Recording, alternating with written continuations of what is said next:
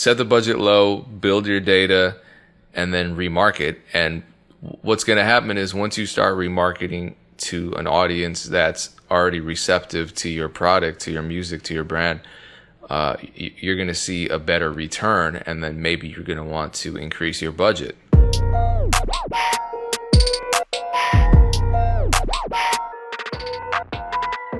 What's going down? It's the Music Entrepreneur Club podcast, episode 20. We're 1 year away from being legal raging alcoholics. My name is DJ Payne 1. I'm joined by Dame Ritter. Change of scenery in the background. Dame actually changed his wall color, but a very subtle shade of blue that was slightly different from the other shade of blue that he had on the wall previously. He's not one for major change. Shout out to all our listeners on Audio MEC, on Stitcher, on YouTube. Shout out to my subscribers. Shout out to everyone listening on Spotify. We have a few on there. Apple Music. Everywhere else. I don't know where else you're listening, but shout out to you. How are you feeling, Dan? I'm good, man. I'm good. How's your diet going? Diet's going cool. It's a struggle. The diet piece is the hardest piece. The working out, it's no problem. But you know, I never ate that many sweets, but I do have a sweet tooth from time to time that could be satisfied with, you know, a peanut butter honey sandwich or something like that I'm not allowed to have right now. Oh man, that sounds good right now. I have both of those ingredients upstairs. So I'm going through a little bit of sugar withdrawal, but I don't want to make it seem like I'm a sugar addict. I guess we all are. A lot of people are to some extent. But my sugar came in the form of smoothies primarily, and haven't been able to have those. So, how much time do you have left on this diet? How many weeks? I'm wrapping up my second week this week, so I got 4 more weeks. Damn. Yeah, everyone in the comments is telling you to do the keto or keto diet. I don't know. No, I can't give you that kind of advice. I don't think they can either, but they want to see Dame on the keto diet. Everybody turns into a nutritionist when you tell them that you're doing something. They want to tell you, you know, what you should be doing, what you're doing wrong. You should do this. Everybody's an expert these days. Kind of like in music. Everybody tells you what you should be doing. I guess we're doing the same thing, but hey, it is what it is. It's keto, not keto. Every time I say keto, I think it's like we got to eat what Kato on the track eats. And I'm like, Kato eats everything. So, it's not really a strict diet. Keto, keto. I don't know, whatever. So last episode we started talking about a pretty big conversation that was started. I forget who started it, but it circulated around the internet. We've seen it in various forms throughout the years, and the question was posed: if you had, it was 5 hot songs that you knew were bangers, which I don't know how you can know. But if you had 5 hot songs that you knew were bangers and you had a $500 budget to market them, what would you do? And last week we started getting into some kind of, you know, bigger conversation about that question and the flaws in that question. I think I want to start with that because expectations are a real killer when it comes to these kinds of scenarios. If you have $500 saved up for 5 songs, and that's really a major budget. And I remember I spend more than that on ads every month now. I remember back when I was scared to death to spend $10 on any kind of music promotion. I mean, that was a long time ago, but I can appreciate how $500 can be a big risk for a lot of artists. And with that risk comes a big expectation. You know what I'm saying? Where if you're spending that money, you're going to want to see some kind of result. And unfortunately, we have to manage our expectations when it comes to this kind of thing because there are no guarantees at all. I can't think of a single way to spend $500 where I know it's going to get an immediate return. There are so many factors, you know, the music's quality being one, and how do you quantify that? Yeah. No, so we recently had Circa, the founder of Indiepreneur, on our live MEC session this past Monday. And he talked about his campaign because he's also an artist in addition to running Indiepreneur, which everybody listening to this podcast should also check out. Their podcast, their YouTube channel. Their YouTube channel is called Full Stack Creative. Their podcast is called Creative Juice. But I pretty much, I love all the content that they put out. I think it's pretty high quality. But what he was talking about, because he's also an artist, he started at the beginning of the year with pretty much like 12 monthly listeners or something on Spotify. He hasn't been active. And then he went through this campaign over the course of a few months. And then he eventually had I want to say like 4,000 monthly listeners. And I loved what he did, because it wasn't one of those, it's very realistic and a very practical approach to starting to build some real momentum with actual fans. So what he did is he started out with just kind of a live, raw performance video, and he ran Facebook ads to that, right? Using audiences of other bands that are like him. So I think he selected like the Black Keys and some other bands that were similar to him. I think he had an audience of like 10 million, and he didn't ask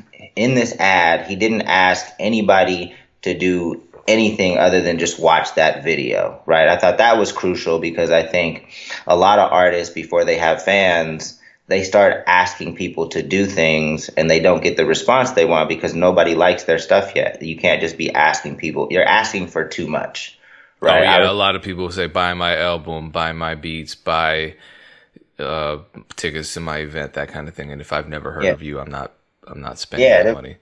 There was a cat on the MEC tour in Philadelphia when I wasn't on a panel, so I was kind of out in the crowd, and he was showing me his merch store, and he was letting me know that things were discounted, and I didn't even know who he was. So why are you telling me about your sales and promotions on your store if I'm not even a fan of your music? Don't even know who you are. I don't really care about your sales if I don't know who you are. So, I think people need to understand that the journey to becoming a fan is sometimes a long process, and you need to be patient and build that relationship, because there's, some trust that needs to build. There's a lot of, qualities in this relationship that needs to build over time to eventually them wanting to spend money, right? So his first video was like a live, raw video of him performing a particular song, and he was just running traffic to the video, right? And then, once he got a good amount of views, he was able to segment his audience based off the percentage watched of that video, right? So for people that watched 75% of his video, that's one bucket. For people that watched 50%, that's one bucket. Because you can make some assumptions. If somebody watched 75% of a video, they probably liked what you're doing, right? So let's pause for a second. So a lot of the stuff that you're talking about is probably confusing certain people because they're so familiar with the Facebook ad system on the surface level, which is the boost option that Facebook always tries to push on people. Now, I'm going to say two things that might contradict one another. Number one, the Facebook's ads platform is, to me, the most powerful ads platform. That's number one. Number two, the boost option is the worst thing you could do in most cases, in 95% of all cases. The reason is because the boost option doesn't allow you to customize, to reach audiences, to get to build audiences. You have to go into the business manager to do all this stuff. So what Dame is talking about is, I guess these are called, they're cold ads. So if you're starting out on Facebook ads, and if you have $500 and you really don't know what the hell to do, I would say hold the $500 for now and learn about this ad system and figure this out, because you're going in cold marketing. It's like cold calling, telemarketing, that kind of thing. Obviously this isn't like telemarketing because telemarketing is annoying as hell. But with Facebook ads, you are going to reach people that have never heard of you. So they're not already familiar. That's why they're considered cold. The expectation here isn't to make a bunch of money, sell a bunch of albums and merch, get a bunch of streams off these people because you haven't built any kind of familiarity or trust with them. So that's why this whole expectation that $500 is going to maybe blow your 5 songs up is completely flawed. What it's going to do is potentially you're going to use that 500 to expose your music, your product, whatever, to tens of thousands of people. And out of those tens of thousands of people that see it, you're going to be able to, with Facebook's system, and this applies to Instagram too. Facebook's system runs Instagram ads too. They're the same company. Out of those people that engage with your ad, you're going to be able to see who engaged for how long, whether they clicked on something, and so forth. And then you can extract just that group of people that liked your ad, that watched your video for, over a minute. And like Dan was saying, you can make assumptions that if someone watches your video ad for 75 to 100% of the time, they probably like it because they didn't stop watching it. So take those people and say, all right, these are the people that I want to retarget. And then when you start retargeting, that's when, because you're already familiar to them, that's when you can ask something a little more demanding of whoever your audience is. The first time was just, hey, watch this video. The second time might be, hey, my album's on Spotify, stream it. Or, it's on SoundCloud, stream it. Or follow me on Instagram, that kind of thing. Yeah. So, I mean, he started this process again with a cold audience. He started to identify people that, like his stuff. And then another key component to his strategy was everybody that did respond positively, he just engaged with them heavily, kept that conversation going. So he spent the time himself to respond to comments, show appreciation, answer questions. And that was a crucial component to what he was doing. So after that, he eventually, like Payne assumed, is he dropped a song and then eventually the video to it. But this was over the course. This is essentially one song or maybe 2 songs over the course of, I think it was 3 or 4 months. And he had, instead of, $500 into one event, he had a monthly spend to get consistent momentum. So that's how I would think about it. If I had $500, like ultimately I would probably, sign up for Indiepreneur, which I think is like $30 a month, and learn as much as you can. Put some of that money into education so that you know what you're doing. And then get to a point where you have a certain monthly spend, a plan and a certain monthly spend over time, because you need to build consistent momentum. It's not about dropping one project and rolling the dice and hoping that things pop off after that one project. If you do put together a project, that project should be part of a larger plan to build long-term momentum. So I don't even like the if you have $500 like scenario, because that already lets me know that you're gearing up for like one event instead of developing a long-term plan. Yeah, monthly budgets are more powerful because it's consistent. A $500 spend is a one-time thing in my mind. It just seems like a scenario in which you're spending the $500, sitting back and waiting for results, and that's not how that works. And budgets can be low. It can be a monthly budget of $100 to $150, right? And that can go a long way. I think anybody, virtually any artist who's employed, can afford $100 to $150 a month, at least for a period of time, to try out ads platforms. And that would mean setting a daily budget of what, $10, $20? I'm not sure. Yeah, I think you'd want to do a daily budget of at least $5 to $10. But yeah, I mean, some cats just need to kind of examine what they're currently spending their money on and cut back a little bit. And instead of the Jordans, maybe you getting, just go to the Nike outlet and cop the joints that have been out for a while, and then you probably saved $100 right there, and then that's your monthly budget right there. So I'm gonna be starting these damn shoes.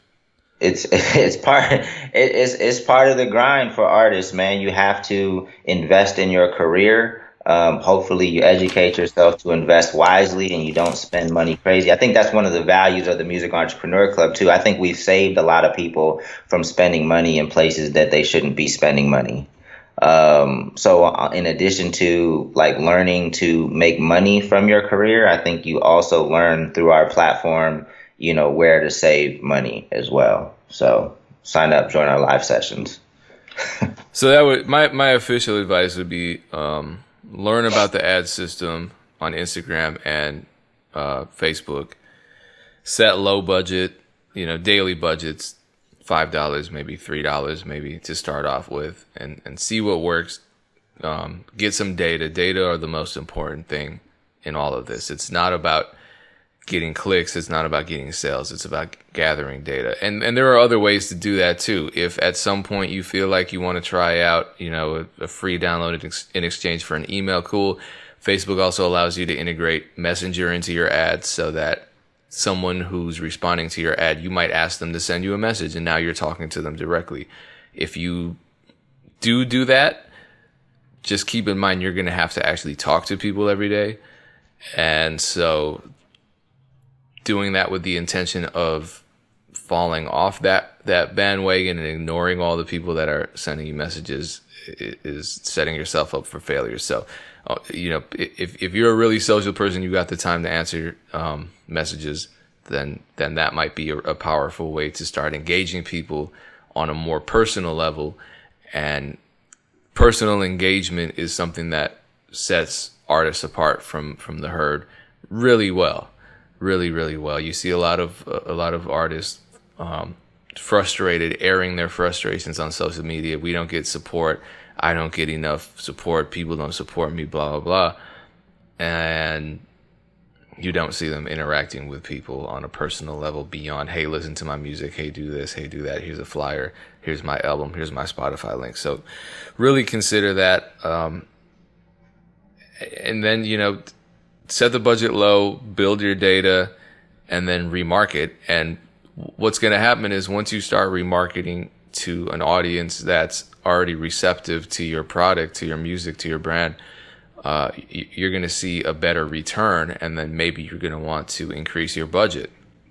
And you just keep going. That was really my story. And I learned a lot of that from Mike Champy. Do you remember that conversation we had with Mike about he was working with a Japanese American artist who remixed Bad and Bougie in Japanese, and I think Mike and him worked together on a Facebook ad campaign. And okay, this is an exception to the rule. I'm not telling you this because this is something that's going to happen to everybody. It's not. But what did happen for them was that with I think a budget of $250, so even less than the $500, he went viral. I think he hit millions of views on Facebook, and you can go viral on Facebook. It's not just YouTube. It's not just TikTok. Facebook and Instagram you can go viral on because there's a sharing feature, and each of these social media platforms have algorithms that allow for that. So he went viral. I believe he got signed to Sony shortly thereafter, and then poor Mike got his Facebook account suspended for like a year because of the Bad and Bougie beat. Anyway, the fact of the matter was that was low budget, and it worked. It was direct to people. There was, I'd say it was a timely ad because number one, Bad and Bougie was the biggest song out at the time. And then you had this added element that kind of shocked people into wanting to listen. It was like, oh, it's the song we all love in Japanese. Now we got to listen to it. Oh, it's dope. Cool. We like it. Let's share it because this is something that's different and quality at the same time. I think he shot a video to it that was pretty high quality too. But here's the issue. The biggest issue with this whole $500 budget conversation is that there are millions, maybe not millions, but tens of thousands of people out there, companies or individuals, who will gladly take that $500 off your hands in exchange for absolutely nothing but a lie. And it's because they know you have money and you want immediate results. And so rather than, because what Dame and I are saying right now isn't fun sounding. No one wants to learn the Facebook ad system. You know, it's boring. It's not making music. It's not sitting around doing dope stuff. It's sitting in front of a computer, learning an ads platform, joining Indepreneur and checking out their tutorials, going on YouTube, watching tutorials, talking to Facebook reps and figuring out the ins and outs of that platform. Whereas there are people out there that will market you a lie that sounds way more appealing than the actual beneficial, long-term, substantial information. They're selling you fish. We're trying to teach you how to fish, or at least encourage you to find someone to teach you how to fish. But eating that fish right now, hey, it's a $500 fish, but they make it look good. And once you're done with that, you're done. Every day, it's someone just posted in our Facebook community, which is free to join. Just check out Music Entrepreneur Club on Facebook. That a well-known producer was reaching out to them. They didn't say their name, but asking them for $250 for a collab, and it's like, no, why? I mean, if you want to collaborate with someone, cool, but it was like guaranteed placement or something, which doesn't make sense. And I hear about this all the time, and I've witnessed these scammers in action.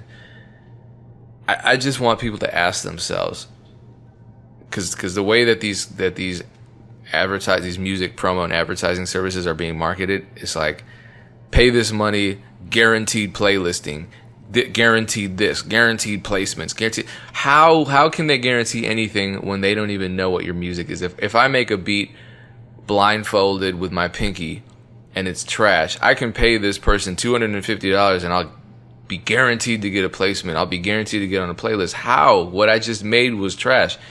They just want the money. Number two, if all it took was $250, why isn't everybody out there famous? All of us have $250. Why isn't Dame rapping right now? Why isn't Dame doing a Cardi B feature? I know you got $250. Thinking about it. See, there you go. Open up that tiny door, pull $250 out of it, and pay it to whoever is on Instagram in your DMs telling you that they can make you rich. The same thing that applies to everything else, you know, just kind of that saying, if it seemed too good to be true, it probably is. That applies to the music industry as well. If you think it's going to be easy, or if something gets proposed to you that's extremely easy, it's just shelling out a few dollars, then you have to be skeptical of that opportunity. You know, and you guys have to get more creative, you know, with what you do have with your budgeting. It's, you know, I know I'm almost going to stop calling artists creatives, because they're anything but when it comes to anything other than their music. And sometimes the music's not even that creative. So I maybe even need to stop using that word with a lot of people, because they're not very creative people. You know, there's a lot, because a lot of times it's like business people versus the creatives. And I meet a lot of business people that are way more creative than the artists. You know, they just don't make music, but they're more creative in how they approach marketing, how they come up with different campaigns. And, you know, that's the element of creativity that artists need to tap into if you truly are a creative. Yeah, absolutely. I mean, all the contests people are doing, the challenges, Bad and Bougie in Japanese, there are just ideas everywhere. And if we can make music out of thin air, which we literally do every single day as musicians, hopefully that's what we do. There's no reason we can't take the same approach to advertising. And I think all it is just a desire to focus on that thing. You know, do we want to focus on branding? No? Okay, cool, then we won't. I mean, we'll sit around, and I've had these conversations with artists where I was like, okay, well, what is unique about you? You know, what's unique about your story? And then they just start spouting off some bullshit that doesn't make any sense, that doesn't make them unique. And I'm just like, you just said the first thing that came to your mind, and you want that to work, but you got to think harder than that. So, and I had to go through that myself too. I was very resistant to stepping outside of the music making box and into the creative branding box because it was just something that I didn't feel that I should do. I shouldn't have to. This was me, 20 years ago. Maybe not 20. It's not that long. 10 years ago, 12 years ago. I shouldn't have to spend this much time branding myself. I need to just spend all that time making better music. Granted, yeah, I needed to focus on making better music, but the people who branded themselves at that time and started before me succeeded a lot sooner. Yeah. Yeah, nah, man. Again, this is the Music Entrepreneur Club. You guys need to think about yourselves as small businesses. The way you promote yourself. I mean, we do the same thing, right? All the different things that we do, we're constantly thinking about creative ways to, get our brand out there. Whether it's this podcast or the collab for the Crown contest that should be coming up maybe top of the year. And if you're not familiar with the collab for the Crown contest, it's where we, it's a rap contest where you're required to collab with somebody else in order to submit an entry. And there's different ways that we tweak the contest to hopefully make it more appealing and to have a wider reach, which is the same thing that they should be doing with their music. Like how can you tweak your promotion and campaign, your messaging, so that your music has a wider reach and it's more interesting and it's more compelling and it's different. The stuff that we do is pretty much the same thing. So I definitely consider myself a creator, even though I don't make music. Like I feel like I'm coming up with creative ideas all the time. I think that's why it kind of pinches a nerve when some people do position it as like the business people versus the creatives. But anyway, no, I trust me. I think it takes a lot of creativity and ingenuity to convince the masses that devil worship and satanic rituals aren't happening behind closed doors. So I do commend you and myself for that. I knew you'd sneak it in the podcast somehow, just because I hate that shit. So to go back, this is an important point that I forgot to address, and I want to end on this. Going back to the whole $500 budget thing, what would you do? $500 can go far. $5 can go far. $0 can go far, as long as you are branding consistently and making efforts to do so on a regular basis, which is the biggest element, I think, in all of this. It's the biggest guarantee, or if there's something that guarantees success, consistency is it. Obviously nothing guarantees success, but that's a common trait of successful musicians and companies. Now, that's another one of those things that people don't necessarily want to hear, because spending $500 and blowing up is more appealing than trying to figure out the best day and time to post on Instagram and what hashtags to use and what keywords to use and this and that. But unfortunately, that's the reality of the landscape. And I got sent an article off of Beats and Bytes, and this is on Hypebot. This is written by Chris Robley from CD Babies, DIY musician, and it's entitled 29 Ways to Market Your Music Immediately. And they are actionable bullet points. So I encourage you to look this up. And there are a lot of articles such as this one. There was the one written by Amber Horsberg, I believe is her name, that I recommended. That was published on LinkedIn. She actually followed me after that. Shout out to Amber Horsberg. But many of these suggestions are free. And I'd say that the majority of branding tactics that you can use every single day are free. I mean, I have my ads running, but other than that, everything I do, it's free for me to upload a video to YouTube. It's free for me to upload a beat to Rap Chat. It's free for me to post on Facebook. It's free for me to interact with my followers on Twitter. That's the kind of stuff that might not seem glamorous. It might not seem cool, like blowing $500 on one of these get famous fast marketing scams, but it's what works. So here are a couple of them, and I'll just share a couple. You can tell me what you think, Dame. I didn't think about this. Number one is make a lyric video. I did think about that. Making lyric videos can be free. You can also just go on Fiverr and spend $10 on one. Number 2, create a playlist of artists who influenced the new album or single. Spotify is your world, Dame. Is that something that artists you've been working with have done? I think every artist should have their own playlist that's on brand. Maybe it's titled something that, obviously, is resonates with your brand or in conjunction with your brand. And it should have, your own songs as well as other songs that you enjoy or people that you're influenced by. I think everybody should have a running, instead of, trying to pay to get on all these other playlists. Maybe you can get your own playlist popping and get followers on your own playlist. So when you drop your music, you have, maybe 10, 20,000 people following your playlist. That's a no-brainer for sure.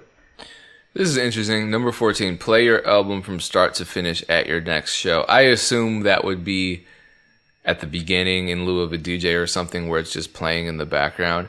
I actually think that's a cool idea that I haven't thought about, because where was I? I've been on a couple tours where I was seeing this happen, where they would be playing music leading up to my set, and I'd have to stop and ask, whose music? This happened in Eau Claire. There was this guy named So Sly Love or something. This young kid from up there, and they were playing this music up there when I was on tour with Soul, I think. And I kept asking, whose music is this? Whose music? And they were playing his music. I think they just were streaming his Bandcamp. And I just fell in love with the music because it was so good. No one was forcing me. No one was jumping in my inbox saying, you got to check out my new song, blah, blah, blah, tagging me and all this stuff. It was just really organic. It was the right kind of music that resonated with me. And if I liked it, I knew other people there liked it as well. And I found out who he was, followed him on social media, checked out his stuff. So I think that's a subtle music that they were performing. No, he wasn't there. He wasn't there. They were just playing it. But I feel like this assumes that you have I guess an audience to do that. I guess that's fine. I mean, yeah. If you have a room full of people, and you can play your music, I guess I thought you were saying that they played their music that they were about to perform. Oh, no. That'd be kind of weird. No, and that's another thing about performance too, is that keep in mind, keep your, I don't know. I personally think sets should be kind of short and exciting. And so with that said, you could play music from your album that you don't perform leading up to the event. It would just take preparation, not much preparation, just figure out what your set list is.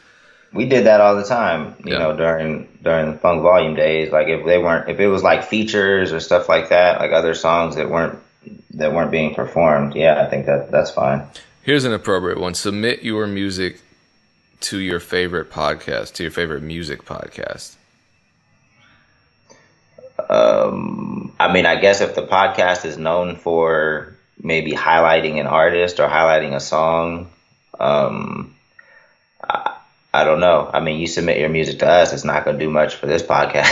Well, we don't have music in here other than the intro. So there are a lot of podcasts that I hear where the music just plays intermittently, and it might be for 20, 30 seconds, but 20, 30 seconds is enough to get something in someone's head. I mean, look at all the TikTok viral videos. Those are short. So yeah, I mean, any exposure is great. If there are podcasts that feature independent artists, I mean, I think that's a great opportunity too.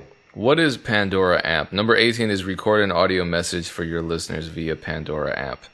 So Pandora Amp has these tools for independent artists that not very many people know about because Pandora's not that big. However, there are, like, even Futuristic has some pretty impressive streaming numbers on Pandora Amp. So you can record like a message that kind of plays like a commercial when people stream your music. And it's free. I don't know how often it runs. And I don't know where we haven't even done it. I think I asked Futuristic to do it earlier in the year, so I'm aware of what it is. I think a lot of people sleep on Pandora, but there's a lot of people don't get no traction on Pandora, but the people that do, I think the streams can be, significant. So if you do have some track, or even if you don't have track, since it's free, you probably should be doing it. As long as make sure your music's available on Pandora. Sign up for Pandora Amp, even though it's not as big as Spotify. I think you got to take advantage of as many of these opportunities as you can as you're trying to build some momentum. Yeah, and I it think it's looks called like art. I it's think easy it to stands use. for Artist Marketing Platform, though. Okay, well, yep, yeah, it is. Amp.pandora.com, ampplaybook.com. I learned something new from this list. Dane was already on it, of course. Oh shit! That's Pandora calling. Anyway, yeah, they got some satanic rituals they need you to cover up at the office. Once again, appreciate you listening. I really, this was one of those episodes that's why I had to throw the Illuminati stuff in here, because this was one of those heavy episodes where we talk a lot about actionable recommendations for unsigned and DIY musicians. Long story short, with the $500, man, just invest in some education. Because if you're asking that question at that point, I know that you still have a lot to learn, right? So there needs to be some education, and there needs to be a system of monthly spend so that you can learn and build momentum. Because I think, you spend small in the beginning, you learn what's working, what's not working, but don't throw all your money at one thing if that's all you have. And that's as far as your eyes can see.